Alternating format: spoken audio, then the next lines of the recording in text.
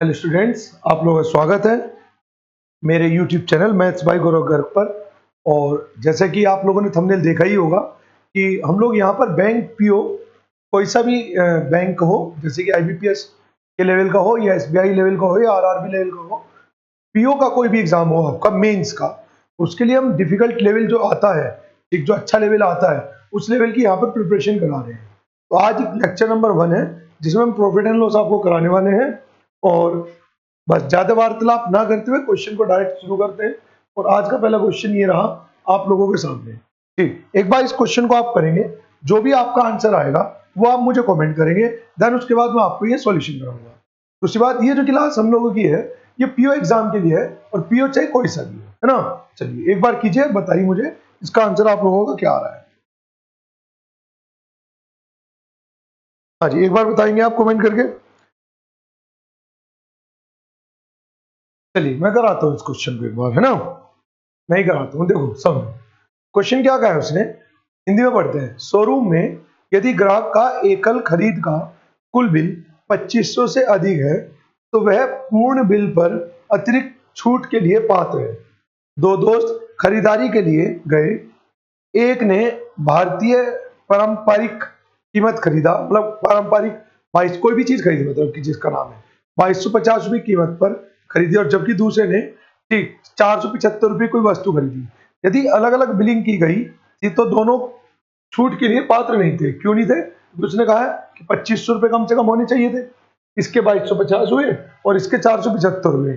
ठीक, लेकिन यदि बिलिंग के पात्र नहीं थे, लेकिन यदि दोनों उत्पादों का एक साथ बिल बनाया जाता तो उन्हें प्रत्येक उत्पाद पर 5% की छूट दी जाती और बिल राशि पर 15% की अतिरिक्त छूट दी जाती। तो उनके द्वारा प्राप्त अतिरिक्त छूट का मूल्य निर्धारित कीजिए। देखो ये क्वेश्चन इस तरह क्वेश्चन है, पढ़ने में ऐसा लग सकता है कि आपको ऐसा लगेगा कि ये तुमसे होगा नहीं, ठीक, लेकिन ये देखना बहुत आसान क्वेश्चन है। बस आपको क्या करना है, प्रैक्टिस को करना है और अच्छे चीजों को समझना है कि क्वेश्चन के अंदर वो क्या कहना चाह रहा है। देखो उसने कहा है कि भाई एक आदमी है, एक आदमी ने कोई चीज 2250 की खरीदी, जबकि किसी दूसरे व्यक्ति ने वही उसी दुकान से कोई वस्तु 475 खरीदी। लेकिन दुकानदार ने कहा था यदि बिल 2500 रुपए का होगा तो डिस्काउंट मिलेगा, और बिल 2500 का नहीं है तो कोई डिस्काउंट नहीं मिलेगा। अब हुआ क्या कि इन दोनों ने एक साथ मिलकर बिलिंग कराई। तो हुआ क्या, उसने मेंशन किया है, उसने कहा है कि तो उन्हें प्रत्येक उत्पाद पर 5% की छूट मिल गई। तो 5% की छूट तो इन्हें यहाँ पर मिल गई। जैसे इसका 5% निकालने का मतलब है, देखो कैसे निकालते हैं 5%। पहले हम निकालते हैं 10%। 10% निकालने का मतलब है एक डिजिट पीछे होना। ठीक, 10% निकालने का मतलब क्या है, एक डिजिट का पीछे हटना। ठीक, तो 225 फिर उसका आधा कर देते हैं तो कितना आ जाएगा, तो 200 के लिए 100 और 25 के लिए 12.5। तो इसका जो डिस्काउंट आ जाएगा वो आ जाएगा 112.5। उसने कहा है ना कि उसने कहा है कि प्रत्येक उत्पाद पर 5% की छूट दी जाती है, फिर बिल राशि पर 15% की छूट दी जाती है। ठीक, 5% इसका निकालो। अब जैसे मान लीजिए इसका 5% निकालना है तो इसका 5% हम लोग शायद आधा ना कर पाए, तो आप क्या करें इस कंडीशन में 5 से गुना कर दे। 5 बजे 25, बचा कितना है 2, 5 सते 35, 35 और 2 37, बचा कितना है 3, 5 चौक 20, 20 और 3 23, है ना, और 2 डिजिट पीछे शिफ्ट कर दो। तो यहाँ पर जो डिस्काउंट मिला वो ये है, और यहाँ पर जो डिस्काउंट मिला वो ये है। ठीक, तो उसने कहा है कि टोटल बिल पर उन्हें कोई डिस्काउंट मिला। तो टोटल बिल देखो कितना बैठ रहा है, ये बैठ रहा है 5, 7 और 5 12, हासिल को 1, और ये हो जाएगा 6 और 1 7, और ये हो जाएगा 2। लेकिन उससे पहले तो उन्हें कुछ डिस्काउंट मिल चुका ना। उससे पहले क्या हुआ, उन्हें कुछ डिस्काउंट मिल चुका। तो कितना मिल चुका, तो इसे घटा लेते हैं, कितना डिस्काउंट बैठ रहा है। अच्छा मैं यही कहीं लिख रहा हूँ साथ के साथ, कितना, हाँ जोड़ेंगे बिल्कुल। तो ये आ जाएगा आपका 7 और 5 हो, क्या गड़बड़ कर रहा हूं मैं, देखो मैं जोड़ के है ना डायरेक्ट यहीं पे लिख रहा हूं। ठीक, तो ये आ जाएगा 5, 7 और 5 12, हासिल को 1, 3 और 2 5, 5 और 1 6, और ये कितना हो जाएगा 13। और इसे घटा देंगे, भाई टोटल बिल ये था, इसे कुछ डिस्काउंट मिला, इसे कुछ डिस्काउंट मिला, तो टोटल 136.25 रुपए का डिस्काउंट मिल गया। कितनी अमाउंट आ रही है वो घटाकर कैलकुलेट करते हैं, ये हो जाएगा 0.75। 14 में से 6 गए तो कितना बचा 8, और उसके बाद यहाँ पर कितना हो गया 11, 11 में से 3 गए तो भी कितना बचा 8, उसके बाद कितना हो गए ये हो गया 26, 26 में से 1 गया तो कितना बचा 25। उसने कहा डिस्काउंट देने के बाद जो कीमत बची उस पर उसने फिर से डिस्काउंट दिया, कितने परसेंट का टोटल पर, उसका 15% का डिस्काउंट दिया, तो इसका 15% अलग से कैलकुलेट कर लेते हैं। करते हैं जी कैलकुलेट, पॉइंट हटाऊंगा 2 जीरो ये रही, या ऐसे नहीं करते हम लोग, है ना, ऐसे नहीं करेंगे, ऐसे तो टाइम वेस्ट हो जाएगा, है ना। हम क्या कर रहे हैं, हम क्या कर रहे हैं, डायरेक्ट 15 की गुना कर रहे हैं, क्या कर रहे हैं 15 की गुना कर रहे हैं डायरेक्ट। ठीक, करते हैं जी। 15 पंजे 75, बचा कितना अपने पास 7, 15 सत्ते 105, 7 112, बचा 11, 15 अट्ठे 120, 120 और 11 131, बचा कितना है 13, 15 अट्ठे 120, 120 और 13 133, बचा कितना अपने पास 13 फिर से, है ना। 15 पंजे 75, 75 और ये हो जाएगा 88, ठीक, तो ये बचेगा कितना अपने पास 8, और ये हो जाएगा 15 दूनी 30, 30 और 8 कितना हो जाएगा 38, और 2 पॉइंट पीछे शिफ्ट कर देता है और 2 पॉइंट उसकी, तो यहाँ पर जो डिस्काउंट मिला है वो मिला है 300, यहाँ पर जो डिस्काउंट मिला है वो मिला है ये, और अरे अरे अरे अरे क्या हो रहा है, हाँ, यहाँ पे जो डिस्काउंट मिला है 388.3125 का मिला है। भाई कितनी डिजिट पीछे करेंगे, 2 ही तो करेंगे, 2 इसकी 2 100 की, और पहले भी तो कुछ डिस्काउंट मिला है उसे, कितने का 136 कुछ का, तो टोटल कितना डिस्काउंट हो गया, तो टोटल डिस्काउंट हो गया 388.3125, ठीक,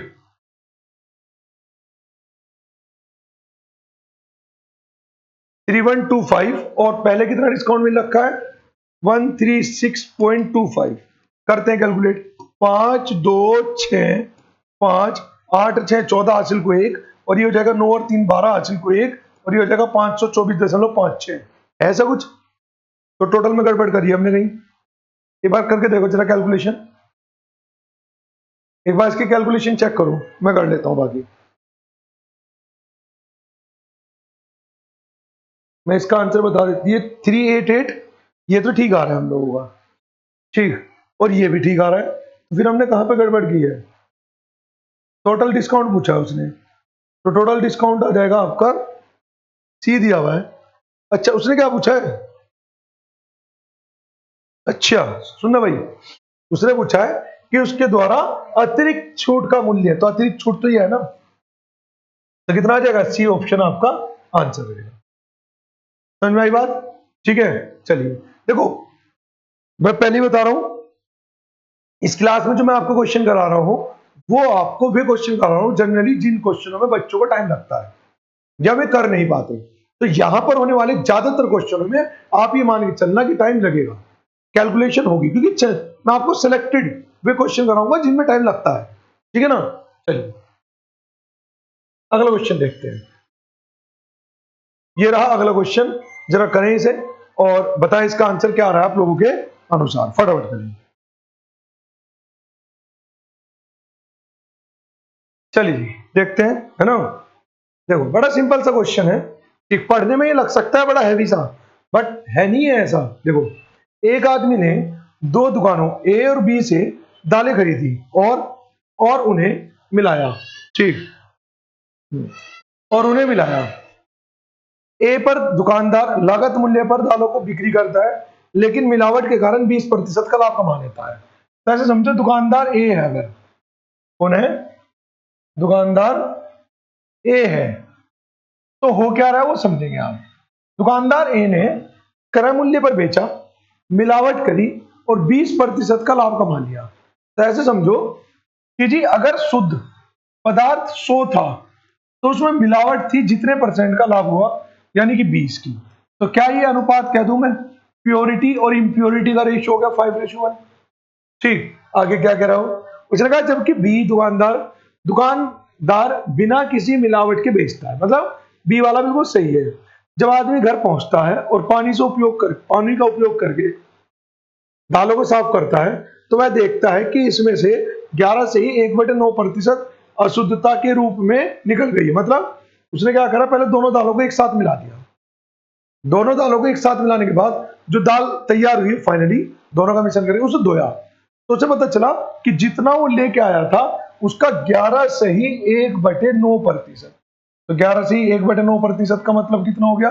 1/9, यानी कि उसमें अगर मिश्रण 9 था, अगर मिश्रण कितना था, यदि मिश्रण 9 था तो उसमें जो इंप्योरिटी थी वो 1 थी। जो इंप्योरिटी थी वो कितनी थी, 1। तो इसका अर्थ हुआ कि प्योरिटी कितनी थी, प्योरिटी थी, पूरा प्योर मिश्रण कितना था, वो था 8, और इंप्योरिटी कितनी थी, तो इंप्योरिटी थी आपकी 1। ये 9 मिश्रण में 1 इंप्योरिटी है। आगे क्या कह रहा है, उसने कहा है यदि दुकानदार ए से 300 ग्राम खरीदता है, तो देखो उसने दुकानदार ए से कितने ग्राम खरीदा, 300, मेरे हिसाब से कितना खरीद रहा है, 6। तो क्या मैं कह सकता हूं कि 6 की वैल्यू आ गई 300, है ना। तो देखो उसके हिसाब से टोटल 300 है, मेरे हिसाब से टोटल 6 है, एक की वैल्यू 50। तो यानी कि जो उसने शुद्ध पदार्थ खरीदा है वो कितना खरीदा है, 250, और जो अशुद्ध पदार्थ खरीदा है वो कितना खरीदा है, 50। जबकि जो अशुद्धता थी वो केवल दूसरे वाले के लिए थी, किसके लिए थी, केवल दूसरे वाले के लिए। तो ये जो 50 आया है ये केवल किसके लिए है, दूसरे वाले के लिए। तो जो भी इंप्योरिटी निकलेगी वो केवल इससे ए वाले से निकलेगी, जबकि इंप्योरिटी कितनी है, 1। तो क्या मैं कह दूं 1 की वैल्यू 50, क्योंकि जो बी था उसके पास से तो शुद्ध पदार्थ मिला ना, ठीक। तो 1 की वैल्यू 50, तो 8 की वैल्यू कितनी हो जाएगी, 8 की वैल्यू हो जाएगी 400। यानी कि जो प्योर पदार्थ है उसके पास वो 400 है, जिसमें से 250 तो ए से मिला, तो बाकी कहां से मिला होगा, बी से। कितना मिला होगा, 150। तो बी से बिल्कुल प्योर पदार्थ मिला, और वो कितना मिला, 150। बताओ बात समझ में आई या नहीं आई। ठीक, एक बार आप इसका स्क्रीनशॉट लीजिए, फिर क्वेश्चन नंबर 3 की ओर मूव करते हैं। चलिए क्वेश्चन नंबर 3 देखते हैं सर। प्रणव ने बाजार जाकर खुबानी, केले और अमरूद खरीदे। उन्होंने प्रत्येक किस्म के कम से कम 25 फल खरीदे और गणना की कि यदि प्रत्येक अमरूद की कीमत 1 रुपया अधिक थी, प्रति केले की कीमत 4 रुपये अधिक थी, ठीक, तो फलों पर उसके कुल खर्च में 136 की वृद्धि हुई। यदि उसने कुल 80 फल खरीदे तो उसके द्वारा खरीदे गए केलों की संख्या ज्ञात कीजिए। एक बार इसे करें, अपना आंसर कमेंट करें। तब तक ये थोड़ा मेरा प्लेटफॉर्म काफी ऊंचा हो रहा है, इसे मैं थोड़ा नीचे कर देता हूँ, आप लोग करें बाकी सब, है ना, 1 मिनट का काम है।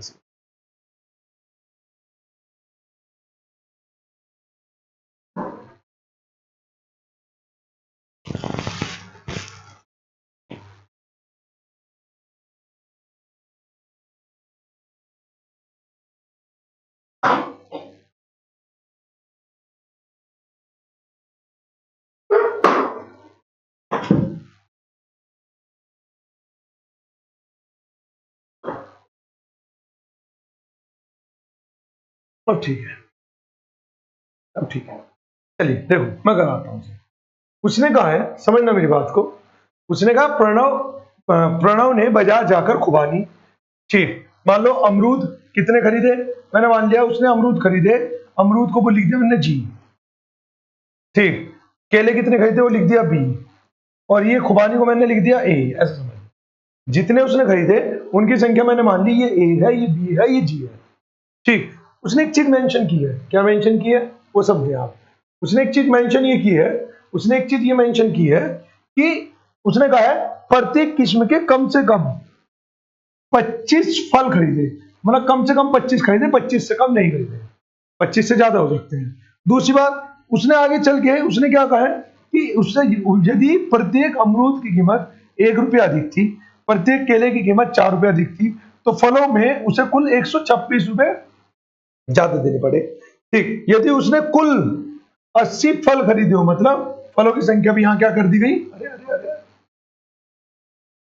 फलों की संख्या भी क्या कर दी गई, निश्चित कर दी गई कि 80 फल खरीदे उसने, ठीक। तो उसके द्वारा खरीदे गए केलों की संख्या, मतलब बी की वैल्यू पूछ रहा है उनसे, ठीक। तो कैसे करेंगे इसे देखते हैं, है ना, इसे देखते हैं कि कैसे करेंगे। अब मेरी बात को समझो, मैंने क्या, अगर मैंने मान लिया कुछ भी, एक कोई भी रैंडमली एक डाटा मान लेते हैं, जैसे मान लिया मैंने ए और बी की वैल्यू कम से कम या तो 25 के बराबर होगी या 25 से ज्यादा होगी, लिख सकता हूं, ऐसा मैंने मान लिया, ठीक। कि यदि ए भी और बी भी, मतलब ए खुबानी केले बनाना कितने हो, 25 हो या उससे ज्यादा हो, क्योंकि इसने मेंशन किया कम से कम 25 तो खरीदे ही है, कम से कम 25 तो खरीदे ही है, तो या तो 25 के बराबर होंगे या 25 से ज्यादा होंगे। तो क्या मैं ये कह सकता हूं अपने पास से कि दूसरी जो चीज होगी, यानी कि कितना हो चुका 25 25 50, कितना हो गया 30, तो जो गवावा होगा वो 30 से कम या 30 के बराबर होगा, क्योंकि अगर ये बढ़ा तो ये कम हो जाएगा, तो 30 से ज्यादा तो ये हो नहीं सकता, या तो 30 हो सकता है या 30 से कम हो सकता है। समझ में आई बात? अब आगे चलते, उसने क्या कहा है, उसने कहा यदि प्रत्येक अमरूद की कीमत 1 रुपया अधिक थी और प्रत्येक केले की कीमत 4 रुपया अधिक थी। अमरूद को हमने क्या माना है, जी, है ना, अमरूद को हमने क्या माना है, जी। तो मैंने कह दिया अगर अमरूद जो है, मतलब ऐसे समझो कि एक अमरूद की कीमत 1 रुपया बढ़ गई, तो अगर 10 अमरूद हुए तो कीमत कितनी बढ़ गई, 10 रुपए। 20 हुए तो कितनी बढ़ गई, 20 रुपए।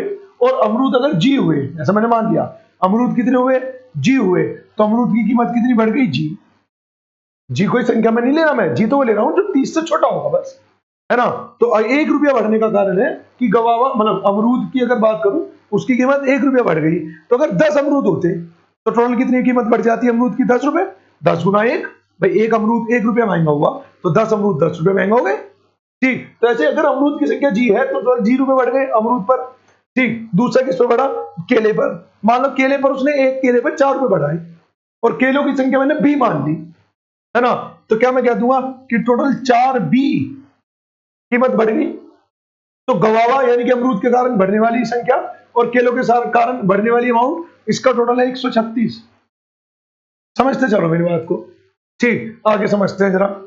तो क्या मैं कह दूं कि जी की वैल्यू आ जाएगी आपकी 136 माइनस 136 माइनस 136 माइनस 4 बी। अगर मैं इसमें से 4 कॉमन ले लूं तो यहां पर क्या बचेगा, 4 से कट जाएगा, 4 तिया 12 और 4 चौक 16 माइनस के बी। तो इसका अर्थ है कि जो जी की वैल्यू है वो 4 के मल्टीपल में रही होगी, समझो, और जी की वैल्यू 30 से कम रहेगी, और क्वेश्चन के अनुसार कम से कम 25 हो सकती है, तो 25 और 30 के बीच में 4 की मल्टीपल की एक ही तो संख्या 28। बताओ इसकी बात समझ में आई या नहीं आई, ठीक। तो अगर मैं यहां 28 मान लू जो कि है क्वेश्चन के अकॉर्डिंग, तो 4 से कट जाएगा ये कितना 7, ये इधर जाएगा तो बी की वैल्यू कितनी आ जाएगी, तो ये आ जाएगी 27।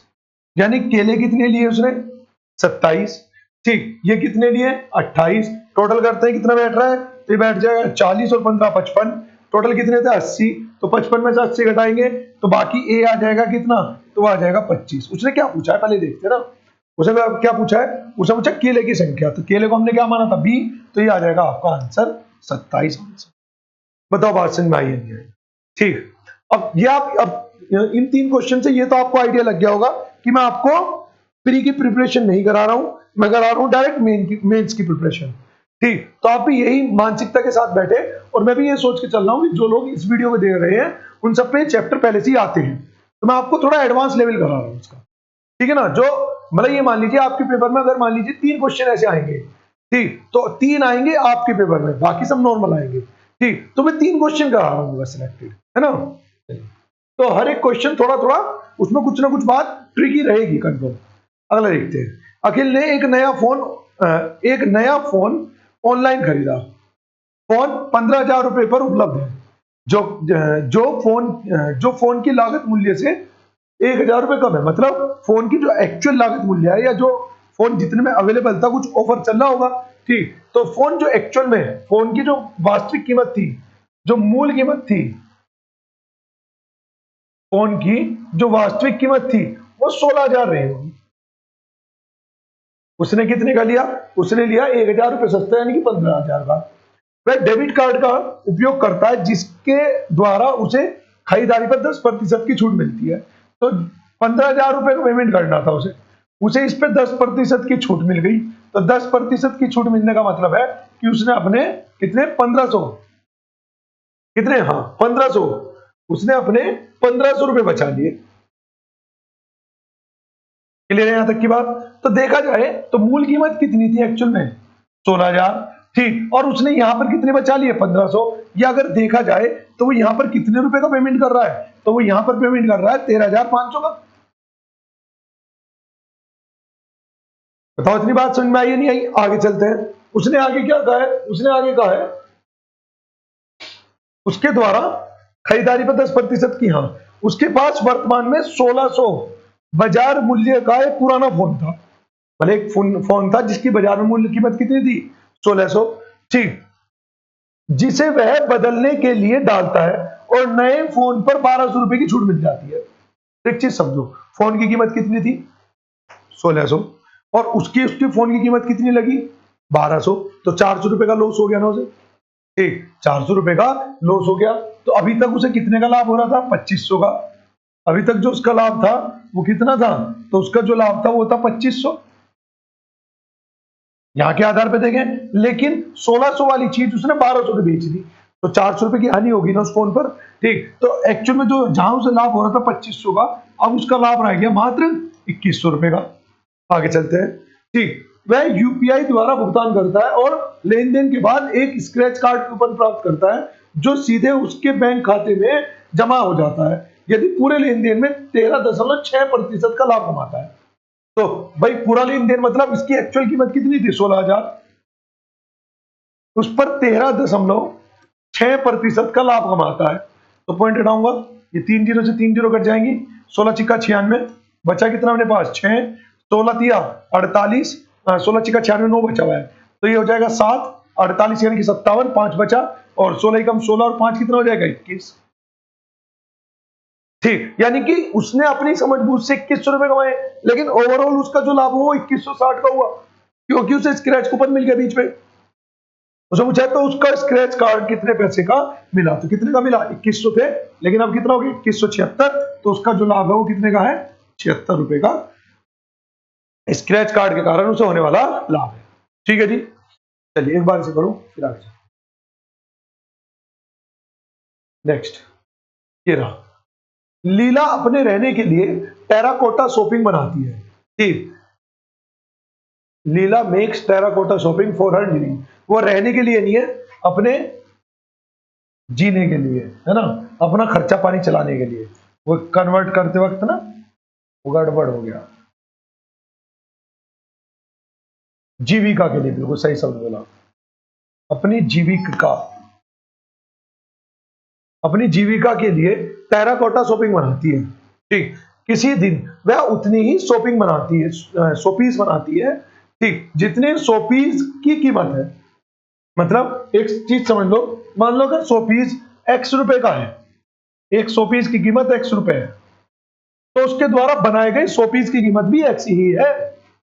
समझो, तो अगर मैं कहूं कि उसका जो टोटल सीपी है, उसने एक्स रुपए की एक्स वस्तु बनाई, तो उसका जो टोटल सीपी वो एक्स स्क्वायर हो गया। बताओ, टोटल सीपी है ना, क्या टोटल सीपी कितना हो गया? X square. आगे क्या कह रहा है? हर दिन वह 30 रुपए प्रति पीस के लाभ, मतलब हर दिन वह 30 रुपए प्रति पीस के लाभ के साथ उन सभी पीसों को बेच देती है। सीपी कितना था एक का? तो एक का एसपी कितना है? तो सर एक का एसपी है एक्स प्लस के 30, एक्स प्लस 30। यदि दिन के अंत में 10% का लाभ कमाती है, लाभ तो उस पर क्रय मूल्य पर कमाएगी।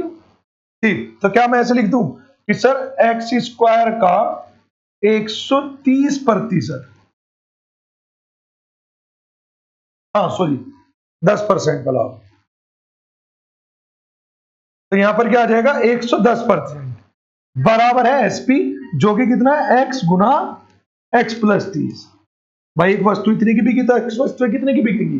ठीक, ये काटते हैं जिसे, ये 10 की इधर मल्टीप्लाई कर देता हूं 11 के इधर, तो ये जाएगा 11 एक्स स्क्वायर बराबर, ये हो जाएगा आपका एक्स स्क्वायर और 10 x square, 10 x square plus के 300, तो ये, और ये भी एक्स आ जाएगा, और चाहे तो एक एक्स यहीं पे काट भी सकते थे हम, या बाद में काट लो जैसे भी आपको सही लगे, है ना। तो एक्स की वैल्यू कितनी आ जाएगी? 300। क्या पूछा उसने? क्या पूछा? तो उसे कुल कितना रुपए का लाभ हुआ, तो टोटल क्रय मूल्य देख लो ना कितना है। ठीक, तो टोटल क्रय मूल्य हो गया, टोटल क्रय मूल्य हो गया एक्स स्क्वायर, यानी कि 300 गुना 300, टोटल क्रय मूल्य कितना हो गया? एक्स स्क्वायर, यानी कि 300 गुना 300। ठीक, तो और उसका 10% उसका लाभ है, उसका 10% क्या है? उसका लाभ है। ठीक, तो ये कट जाएगा इससे, तो ये आ जाएगा 3 3 9, तो आंसर आ जाएगा 9000 आंसर। तो क्या आ जाएगा आपका आंसर? 9000। क्लियर से नहीं आता की बात। अगला क्वेश्चन देखते हैं एक और। अगला क्वेश्चन, अमन एक ट्यूबलाइट CFL और एक LED बल्ब खरीदने के लिए एक दुकान पर जाता है। एक LED बल्ब की लागत ट्यूबलाइट और CFL की कुल लागत का 60% है, ऐसे समझो। इसमें आप ऐसे समझेंगे सर कि एक उसने क्या कहा है, मैं मार्क कर लेता हूं। उसने कहा है एक LED बल्ब की लागत ट्यूबलाइट और CFL की कुल लागत से, तो ट्यूबलाइट और CFL की कुल लागत माननी पड़ेगी। अब क्योंकि परसेंटेज में है तो मैं क्या कर रहा हूं, मैं अपने काम को आसान करने के लिए मान रहा हूं कि जो ट्यूबलाइट है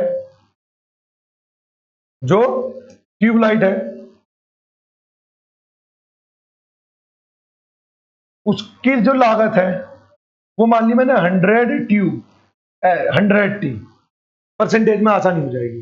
ठीक, और जो CFL है उसका CP मान लिया मैंने 100C। मान सकता हूं या नहीं मान सकता हूं, ये बताइए बस। ठीक, आगे उसने क्या कहा है, उसने कहा है कि LED बल्ब की, जो LED बल्ब है उसकी जो कीमत है वो ट्यूबलाइट और CFL के कुल लागत कीमत का, तो ट्यूबलाइट और CFL की कुल लागत कीमत कितनी हो गई, 100T प्लस 100C का 60% है, तो ये 100 से 100 कट जाएगा। तो LED की जो कीमत आ गई वो कितनी आ गई, तो आ गई 60T प्लस के C। यहां तो कोई मसला हो तो बताओ किसी को। आगे चलते हैं। उसने क्या कहा है, उसने कहा है कि ट्यूबलाइट को 5% के लाभ पर, ट्यूबलाइट को 5% के लाभ पर, यानी कि 100T का, अच्छा इसने क्या दिया सामने, कुल बिल, तो SP दिया है, तो SP दिया है तो 105, लाभ देता तो 5 लिखता। ठीक, CFL को 25% के लाभ पर, तो CFL का क्रय मूल्य कितना है, 100C का 125%,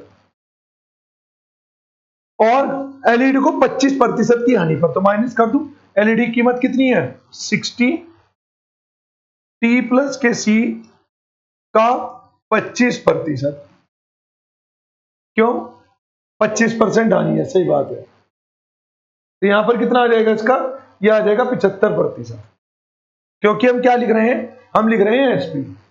ठीक, अब समझो, और ये बराबर है किसके, तो ये बराबर है आपके 77 से। ठीक, एक इक्वेशन आ जाएगी COT के रूप में से, कैलकुलेट करोगे तो COT में, मैं छोड़ दूंगा यहीं पर से बीच में। दूसरे का क्या है, अगर ट्यूबलाइट 20% की हानि पर हो, यानी कि 100T, अच्छा दिया गया उसने 100 रुपए अधिक चुकाता है, मतलब SP दिया है, सीधी बात है। ठीक, 100T का 20% की हानि है, तो अच्छा यहां माइनस नहीं आएगा क्योंकि हम SP लिख रहे हैं, यहां पे प्लस ही आएगा, ये SP ही है तो ये जुड़ेगा, ये पैसे आएंगे ही आएंगे उसके पास, बस वो है कि घट के आएंगे, का 80%। आगे क्या है, प्लस उसने क्या कहा आगे, 20 पर CFL पर 10% का लाभ, तो CFL कीमत है 100C का 110। आगे क्या कह रहा है, और LED बल्ब पर, LED बल्ब की कीमत कितनी है 60T प्लस के C, 16.6 का मतलब हो गया 16 से 2/3। ठीक, तो इसका अर्थ हो गया 2/3 बस, तो उसकी जो कीमत होगी 2/3, लाभ है हानि है, लाभ है, तो ये हो जाएगी 2/3 का मतलब हो गया 5/3, और ये बराबर है 7800।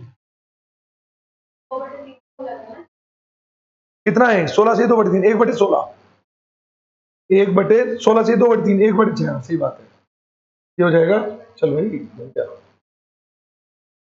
क्यों नहीं आ रहा, तो ये हो जाएगा आपका, ये हो जाएगा 1/6, तो 7/6 लिख देंगे। तो एक इक्वेशन COT में यहां से आएगी, एक इक्वेशन COT में यहां से आएगी, दोनों इक्वेशन को कैलकुलेट ही करना है, इसके अलावा और कोई दूसरा रास्ता नहीं है यहाँ पर। ठीक है ना, एक बार इसे करना। ठीक, और ये क्वेश्चन मैं यहीं पे छोड़ रहा हूं, इसका जो भी आंसर होगा वो आप कमेंट करना, जो भी आंसर होगा देखते हैं। ठीक, देखते हैं कौन कौन इसका आंसर कमेंट कर रहा है, ठीक है ना। बस आज की क्लास को मैं यहीं पे रखता हूं, कल को थोड़े और ज्यादा क्वेश्चन कराऊंगा, ठीक है ना, तो क्योंकि मेरी कल की क्लास का टाइम हो रहा है। ठीक, तो नेक्स्ट टाइम जो है और लंबी क्लास करने की कोशिश करूंगा ताकि मैं आपको और क्वेश्चन करा सकूं। यदि आप बैंक की तैयारी कर रहे हैं तो क्वेश्चनों का लेवल आपने आइडिया ले लिया होगा, इसी तरीके के हर एक चैप्टर में मैं आपको सिलेक्टेड 40, 50, 60 क्वेश्चन जो भी बनते हैं मैं सब कराऊंगा, ठीक है ना। तो बस आज की क्लास यहीं पे करते हैं समाप्त, लेते हैं अलविदा। और आप लोग अगर और भी क्लासेस चाहते हैं ऐसी, तो चैनल को सब्सक्राइब करके रखें ताकि आपको ये क्लासेस मिलती रहे, क्योंकि ये क्लासेस डेली नहीं मिलती। ये जब मुझे टाइम लगता है मैं अपलोड रिकॉर्ड कर लेता हूँ और डाल देता हूँ। तो हफ्ते में 7 दिन भी हो सकती है और हफ्ता पूरा हफ्ते भी नहीं हो सकती, ठीक है ना। तो जब भी क्लास आएगी आपके पास नोटिफिकेशन आ जाएगी, उसके लिए सब्सक्राइब करके रखना, ठीक है ना। चलिए आज क्लास को यहीं पे समाप्त करते हैं, बाय।